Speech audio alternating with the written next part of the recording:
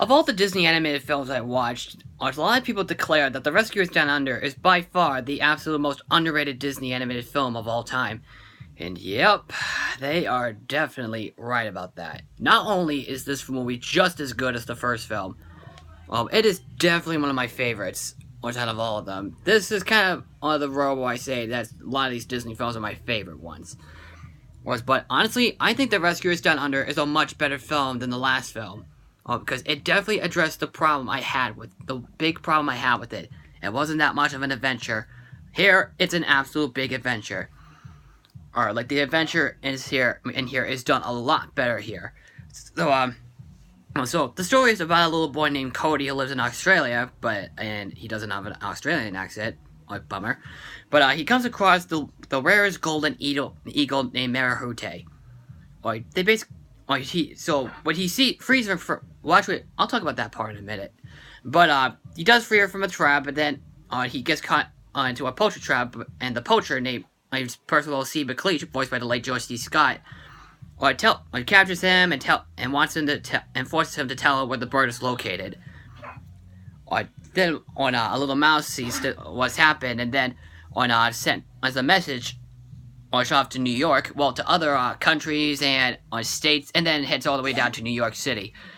And then we see the two main characters from the last film, Bernard and Miss Bianca, played by Bob Newhart and Eva Gabor, and they're basically requested to go down there and save him.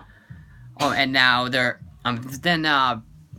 they will come across another bird named Wilbur, which is Orville's brother, because the original actor who played as Orville passed away. And Orville was played by John Candy, which perfect casting choice for this guy. So he basically first denies him, but then when Miss Bianca tells him that the little boy's been kidnapped, and then Orville's Wilbur's like, kidnapped? Oh, that's awful. Locking up a little kid. The kid should be free to run around in the house on Saturday mornings, free to eat cookies and milk. And get a little mustache. You know what? Nobody's gonna take a kid's freedom when I'm around. Nobody, you hear me? Yeah, he's that funny in the movie. He was like the best part. He was like the funniest character in the movie. But my favorite John Candy movie is Uncle Buck. Because if you haven't seen that one, definitely check that movie out. But basically they fly down to Australia and they meet a little mouse named Jake. A kangaroo mouse named Jake. Who actually has an Australian accent. There's only a few characters that have Australian accents. They basically later on in the film find a little boy, and then McLeish finds the eagle, and of course, they do save the day later on. And while that's going on, there's a subplot about Bernard trying to propose to Bianca to marry him. Oh man. Yeah, it's about as cute as it sounds. And yeah, the story itself is so well written. Even the animation is probably one of Disney's best I've seen in any of their animated features. And this is probably the only sequel that they have done so far until Wreck-It Ralph 2 comes out this year and Frozen 2 comes out next year. Now, you could argue that maybe the 2011 Winnie the Pooh movie was a sequel, but for me, it's a reboot. To me, it's more of a reboot.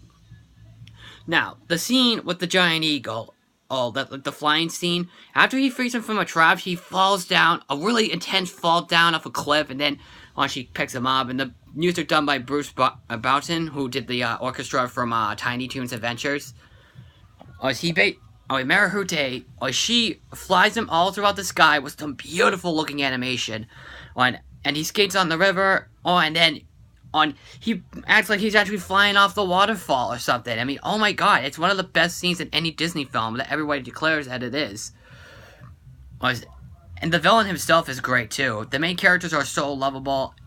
Everything else was just amazing in this film. Personally, it's one of those Disney sequels. It's not the Disney sequels. It's not part of the Disney sequels, but it's basically the Disney animated feature. The film, the reason why it's underrated it's definitely an underrated classic is because it didn't do very well at the box office. It did okay with the critics, but it's just the box office performance didn't do very well. There was a short that played before the movie called The Prince and the Pauper, and wow, that's also great. It is pretty underrated too. But check it out on YouTube. You could definitely will see. You will probably will catch it. Well, yeah, you'll probably see it there. But overall, Rescuers Down Under is a powerful. It's a really ton. Well, yeah, it's a ton of fun. It's a great movie from beginning to end, and you're gonna really love it. You'll probably love it like than the first movie, or like I can highly recommend this one to anyone who are a big fan of adventure films. So, yeah. So if you have seen it, what do you think about it? Just comment below. Click like on the video. Subscribe to me on here, and follow me on Twitter and Facebook. I'm the Bostonian Critic, and I'll see you later. Alright, take care.